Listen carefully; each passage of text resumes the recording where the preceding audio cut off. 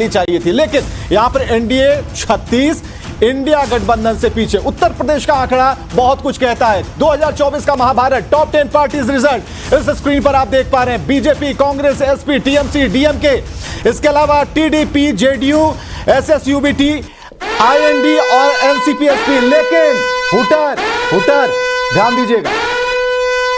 चलिए बड़ी खबर दर्शकों को बता दें, विवेक इस वक्त की बहुत बड़ी खबर। नवादा से विवेक ठाकुर आगे चल रहे हैं। नवादा सीट भी बहुत हॉट सीट मानी जा रही थी। विवेक ठाकुर 17,531। और देखिए बेगूसराय फायर ब्रांड नेता गिरिराज सिंह की बात करेंगे। 17,337 वोट उन्हें अभी मिले हैं और आगे चल रहे हैं गिरिराज सिंह बेगूसराय से। विवेक बिल्कुल गिरिराज सिंह, ये अंतर बढ़ रहा है, ये मार्जिन अब बढ़ रहा है, उस मार्जिन पर हम बात करेंगे। लेकिन देखिए महाभारत 2024 का 543 में 149 सीटों का जो समीकरण है, पार्टी वाइज आप देख पा रहे हैं सीट्स कितनी, और उसके बाद उत्तर प्रदेश सीट्स पर कितनी सीटें आई हैं, पश्चिम बंगाल पर क्या समीकरण है, तो कैसे कैसे किस किस स्टेट में किन पार्टियों का क्या रिजल्ट रह रहा है आप यहां पर देख पा रहे हैं। किस तरह से ये अलायंस काम किया, किस पार्टी ने किसके साथ मर्ज किया है, ये सारी चीजें यहां पर लिखी हुई है। कुल मिलाकर अगर आप देखेंगे नंबर्स आपको दिखेंगे, आपको स्टेट का नाम दिखेगा, पार्टियां दिखेंगी, लेकिन 543 में ये वो सीटें हैं जहां से ये ऊंट करवट बैठता है। लेकिन इस वक्त सब कुछ स्ट्रेट लाइन में है, सीधे फिगर में है,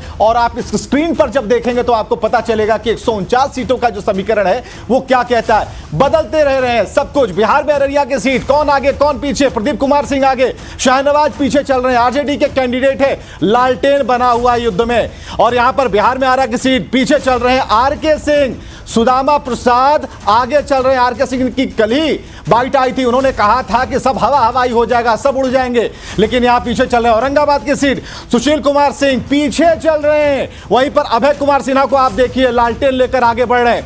अगली स्लाइड बिहार में बांका की सीट, और यहां पर गिरधारी यादव आगे चल रहे हैं, जयप्रकाश नारायण यादव लालू प्रसाद के बेहद करीबी पीछे चल रहे हैं। इसके बाद बेगूसराय में देखिए गिरिराज सिंह, अभी हमने बताया कि ये अभी आगे चल रहे हैं, अवधेश कुमार राय पीछे चल रहे हैं, हालांकि पकड़ इनकी भी कम नहीं है, मजबूत है, लेकिन पीछे चल रहे भी नंबर्स में। भागलपुर जहां पर अजय कुमार मंडल आगे चल रहे हैं, अजीत शर्मा पीछे चल रहे हैं। ये गौर करने वाली बात है, आखिर क्या हो गया, अजीत शर्मा क्यों पीछे चल रहे हैं। मिथिलेश तिवारी बक्सर सीट से पीछे चल रहे हैं, आगे सुधाकर सिंह आगे चले। सुधाकर सिंह आपको याद होंगे, बिहार सरकार में कृषि मंत्री रह चुके हैं। गोपाल जी ठाकुर आगे चल रहे हैं, दरभंगा सीट से पीछे चल रहे हैं ललित कुमार यादव, यानी लालटेन वहां से पीछे। गया सीट की बात की जाए, जीतन राम मांझी आगे चल रहे हैं, कुमार सर्वजीत पीछे चल रहे हैं। ये गया सीट का हाल आपने देखा। अगली सीट गोपालगंज, जहां पर डॉक्टर आलोक कुमार सुमन आगे चल रहे हैं, और प्रेमनाथ चंचल उर्फ चंचल पासवान पीछे चल रहे हैं। रोकते ही से जरा चलते हैं ब्रेकिंग न्यूज के लिए सीधे। और देखिए एक बड़ी खबर बताएंगे अपने दर्शकों को। मंत्री मदन सहनी का बहुत बड़ा बयान सामने आ गया है।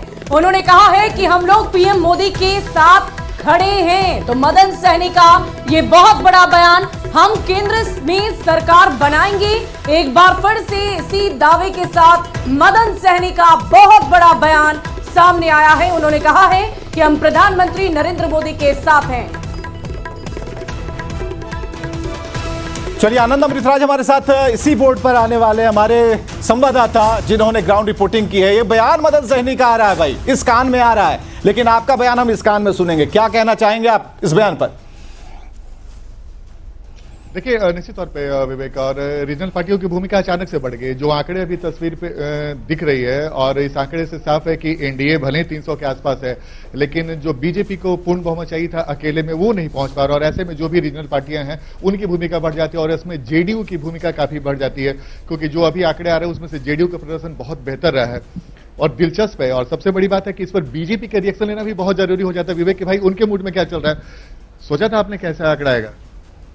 नहीं, देखिए अभी आंकड़े मतलब अंतिम उस पर तो नहीं है। और आप जो लीड की बात कर रहे हैं, तो हमें लीड कितनी संख्या में है वो भी देखने की आवश्यकता है कि वो लीड सैकड़ों में जा रही है, हजारों में जा रही है, या कई हजारों में जा रही है। सवाल इसलिए ना मैम, सवाल इसलिए हो रहा है ना कि भाई जो आंकड़े दिख रहे हैं वो किसी ने कल्पना ही नहीं किया था भाई कि जो 16 सीट पे जेडीयू लड़ी थी वो ज्यादा आपसे जीती दिख रही है, और बीजेपी जो 17 सीट पे लड़ी थी वो थोड़ा अभी फिलहाल के। देखिए एक बात बहुत स्पष्ट तौर पे और मजबूती के साथ मैं यहाँ कहना चाहूंगी कि हम जदयू और भाजपा में जब लोकसभा में लड़ने की बात करते हैं, जब भी हम गठबंधन में लड़ने की बात करते हैं, तो हम सामूहिक रूप से दोनों लोग लड़ते हैं। तो भारतीय जनता पार्टी की जीत में अगर जदयू शामिल, तो जदयू की जीत में भारतीय जनता पार्टी शामिल है, क्योंकि देश में केंद्रीय में आप देखेंगे नरेंद्र मोदी जी। वो तो ठीक है मैम, लेकिन एक सिंपल सा नहीं, ठीक है, वो सिंपल सा जवाब दीजिए ना कि इस तस्वीर के बारे में सोचा था क्या कभी? हमने मान के, हमें ये पता था कि हम बिहार में सारी सीटों पर जीतेंगे, यह हमें हमेशा से पता था।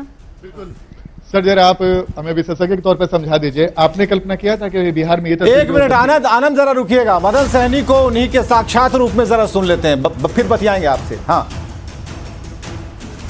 और बिहार सरकार का मंत्री मदन सहनी, मदन जी, जो तस्वीर उभर रही है, जो आंकड़े आ रहे हैं, उसमें क्षेत्रीय पार्टियों की भूमिका काफी महत्वपूर्ण होती जा रही है। क्या जेडीयू जो एनडीए के सहयोगी मजबूती से रहेगी एनडीए के साथ? नहीं, ये सवाल जो है पूछने का कोई औचित्य नहीं है, और मुख्यमंत्री जी कभी भी इस तरह का निर्णय नहीं लेते हैं। कल उन्होंने माननीय प्रधानमंत्री जी को जाकर के बधाई भी दे आए हैं, और इस तरह का सोचने का कोई सवाल ही नहीं उठता है। हर हाल में हम लोग, हमारी पार्टी पूरी मजबूती से एनडीए के साथ है, माननीय प्रधानमंत्री जी के साथ है, और हम लोग सरकार बनाएंगे।